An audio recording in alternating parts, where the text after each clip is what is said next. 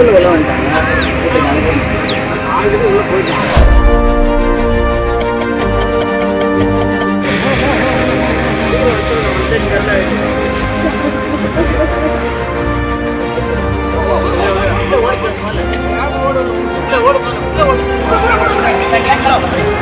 கடைசி ஒரு நிமிடம்தான் இருக்கு. மாணவனின் எதிர்கால கனவை நனவாக்கிய காவல்துறையினர் 1:30 உள்ள வந்தாங்க.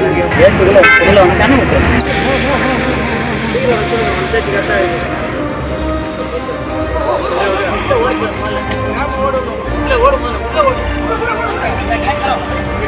இன்று நாடு முழுவதும் நீட் தேர்வு நடந்திருக்கும் நிலையில் ஒவ்வொரு தேர்வு மையங்களிலும் மதியம் 1:30 மணி வரைதான் மாணவர்கள் உள்ளே நுழைய அனுமதி என தேர்வு மைய துணை கண்காணிப்பாளர்கள் அறிவுறுத்தியிருக்கும் நிலையில் நாமக்கல் அருகே உள்ள செல்லப்பம்பட்டி அரசு மேல்நிலைப் பள்ளியில் அமைக்கப்பட்டிருந்த தேர்வு மையத்திற்கு ஒரு மாணவர் 1 மணிக்கே உள்ளே வந்து, ஆனால் அவரிடம் ஹால் டிக்கெட் பார்கோடு இல்லாததால் சேவை மையத்திற்கு சென்று பிரிண்ட் எடுக்க வேண்டிய கட்டாயத்திற்கு தள்ளப்பட்டார்.